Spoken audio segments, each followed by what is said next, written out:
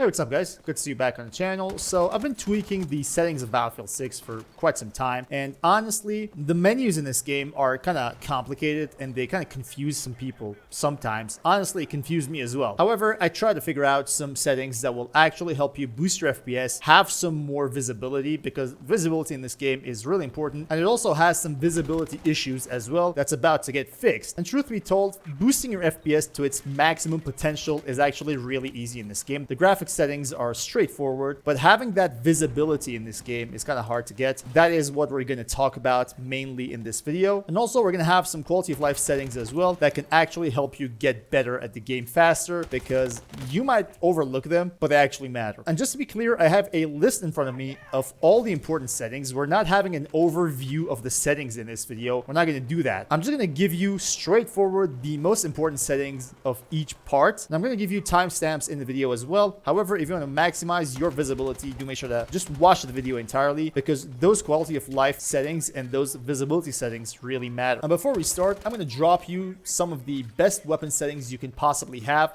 soon enough. So if you're looking for some weapon settings that will actually make a difference on the battlefield, do make sure to stay tuned to the channel. That video will drop as soon as possible. Let's just jump straight in and start with accessibility. First of all, menu narration and subtitles should be off. I see a lot of people having subtitles on, like your soldier starts saying reloading or covering fire, I don't know, something like that. And you're gonna have that as a subtitle. So you don't really need that. That's an awkward thing to have in a multiplayer game. The rest, in my opinion, are just completely personal preference. Scrolling down, we're gonna have color profiles here. So I'm gonna click on that and take a look at what we have here. Some people overlook this, but in my opinion, you absolutely need to modify some of these stuff to be able to have a better visibility of both your friendlies and your enemies in the game. So what I do here is I set the color presets on custom, and what I actually do is I'm gonna just try to navigate here to friendly color, squad color, and enemy color. These, in my opinion, are not really good when it comes to default settings. These are the default settings, and these are the custom settings. As you can see, I want my blue to be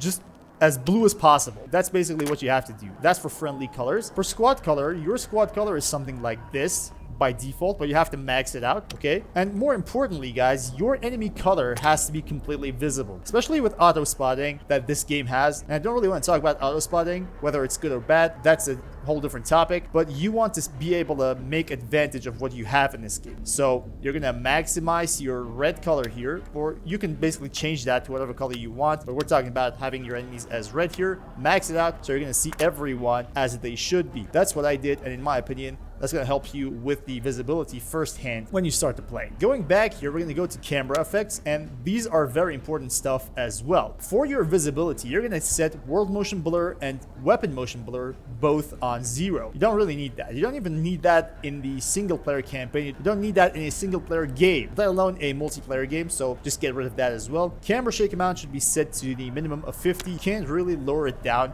more than that, and sometimes when there's a huge explosion around you, your camera will shake, so you can't really do anything about it. However, just lower it down to 50 and you should be good to go. Also, your chromatic aberration should be set to off, and this is very important. This one is really overlooked by a lot of people, even a lot of creators. I don't see a lot of people even talk about this, but your infantry crosshair projection should be set on off. Now, why is that? Let's take a look at this description here, okay? Enable crosshair projection to potentially lessen motion sickness that can be caused by certain camera motions. This keeps the crosshair focused on where the player is aiming. However, when you disable this, your crosshair is static and it will always align with the center of the screen. Now you might say, well, this is not very important, but actually it is. Setting this on will kind of make your crosshair floppy and it's gonna float. I've been playing the game and I didn't know about this actually. I was just playing and I thought, bro, when I'm sliding or when I'm jumping, my crosshair just floats. And that was ridiculous because I wasn't feeling that in 2042. 2042 has this option as well, but I completely forgot about it. Now this option should be disabled.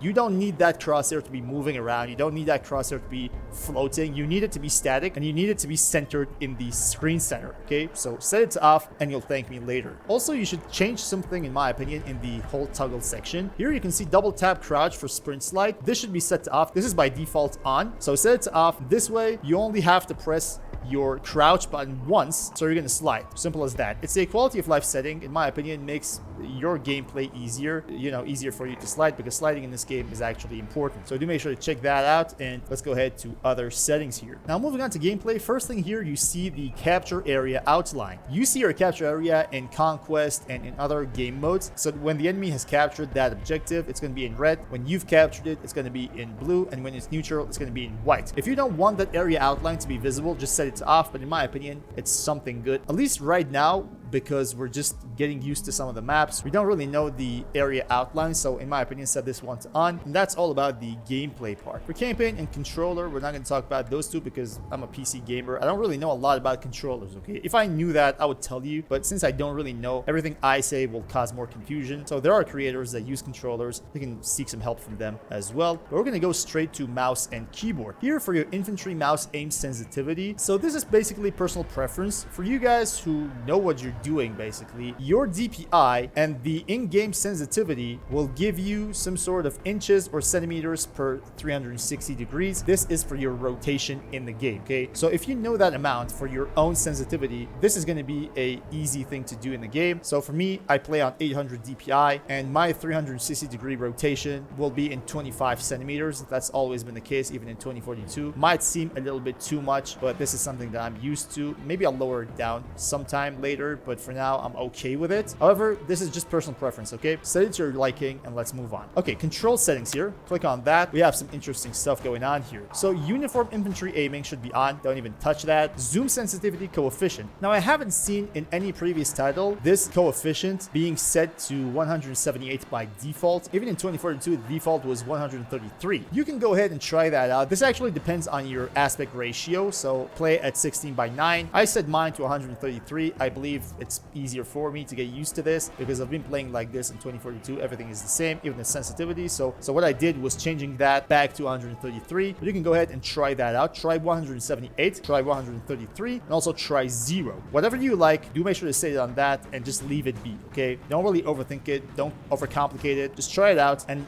use what you really like and what you feel comfortable with. Also, we have our FOV here as well. For me, it's easier to play at 120 FOV. In 2042, I played on 89 because that was vertical. So as you can see here, there's a vertical FOV and a horizontal FOV here. Vertical 89 equals 120 horizontal. So I put it on 120. This is also personal preference. Don't overcomplicate it. Just set it to what you like. Moving on to graphics, let's go ahead and take a look at the graphics quality settings. However, before all of that, set these two to custom so you can, customize everything based on our own needs. So I'm going to go to graphics quality settings here. And as you can see, these are the settings that we have. Most of them pretty straightforward. Now, a lot of people ask a question about mesh quality. Mesh quality in some previous titles like Battlefield 4 and even Battlefield 5 actually mattered, and it was rendering even players and vehicles in distance. So previously, if you would set it on low, you would lose some visibility. However, in the in-game description here, it says that it's going to draw distance for in-game objects, particularly those that aren't players or vehicles. So we're not talking about players and vehicles here. Those are the things that you want to see in distance, okay? So here in Battlefield 6, mesh quality will not affect your visibility, so you can easily go ahead and set it to low. As you can see, I have everything set to low here. Some of you might know this, some of you might not, but I have an old rusty GTX 1070. I want my graphics card to be pushing as much as possible for those frames. So I'm going to set everything to low. However, I see a lot of people with even better GPUs like 4080s, 4090s, setting all these to low. That is also because these settings have literally zero impact on your visibility when it comes to distance and basically when it comes to anything. So if you want your game to be looking better, in my opinion,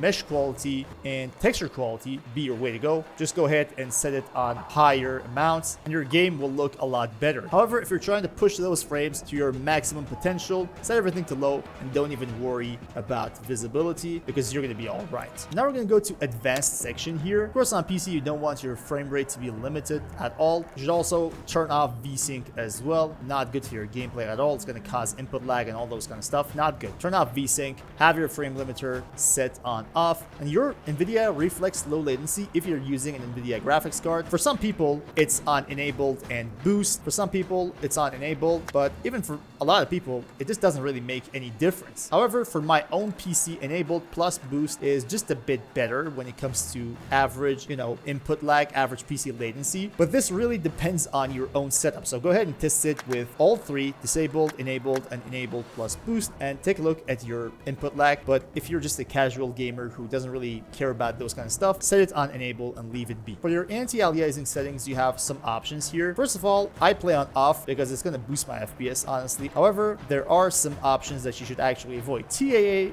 makes things blurry. Don't use it, okay? Don't do that. You have FSR native here and XESS native as well. I don't have DLAA because my graphics card doesn't support it. If you have DLAA, I guess you should use it. I've seen some people, reporting some visual bugs with the DLAA, but overall, it should be a better option. So either set it to DLAA or just completely turn it off. But if you don't really have DLAA supported and you don't like it off, set it on XESS native in my opinion, because it's going to give you some better visibility and cost of some frames. All right, coming back to graphics settings, scrolling down just a little bit, you have your vehicle third person field of view. I've set it to max 83 because I want to see what's going on around me when I'm in a vehicle. Vignette and film grain as well as chromatic aberration should be all off. Scrolling down just a little bit more, you have your vertical sync, VSync, turn that off. Aspect ratio, your refresh rate, your full screen mode, everything is your personal preference. However, scrolling down just a little bit, you're going to see advanced hot settings. Click on that and you're going to have a mini map section here. What I believe is that your mini map size should be on large because you want to have a bigger mini map to see what's going on around you. That's what I like. This is again personal preference, but my favorite setting here is large. Also, my view distance on foot is set to 250. This is by default 160. Okay, so when you set it to 250, you're going to see a lot more going on around you in the mini map. And in my opinion, 300 is just too much. Okay, you don't really need that on foot. Again, down in the bottom of graphics settings, you've got crosshair and indicators here as well. Click on that, you're going to see your infantry crosshair projection as well. Again, we talked about that previously. That should be set to off. And also this kill color, in my opinion, this is by default something like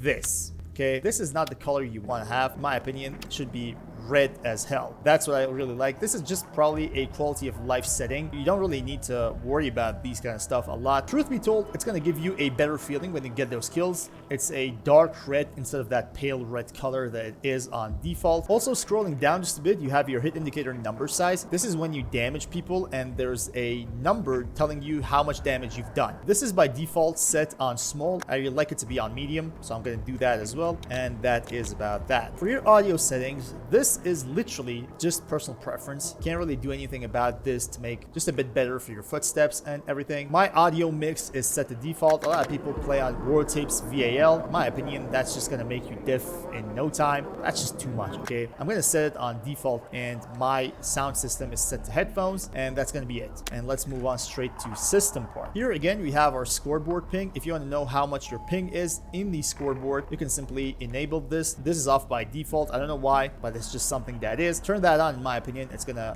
be better for you. And your network graph here, go ahead and click on that. In my opinion, only thing you need here is your network performance bar. Okay, and I like to set it on problems. Okay, so when your internet connection has some sort of problem, the performance bar shows up and it's gonna tell you what the problem is. Apart from that, you don't really need that. So that's all the settings. That's everything basically you need in order to get a better visibility and better FPS in the game. The menus might be, just a bit complicated, but honestly, the graphics settings are on point in my opinion. There's nothing really complicated about them, at least. And I tried to just gather everything I can, everything that will help you become a better player when it comes to visibility in the game and boost your FPS as much as possible. Some of these settings for your visibility will actually come in handy. And if you go ahead and copy some of these settings, I'm pretty sure you're gonna see the difference in game soon enough. So hope this video was helpful, somewhat informative, and thank you all guys for watching. Until next time, guys, stay cool.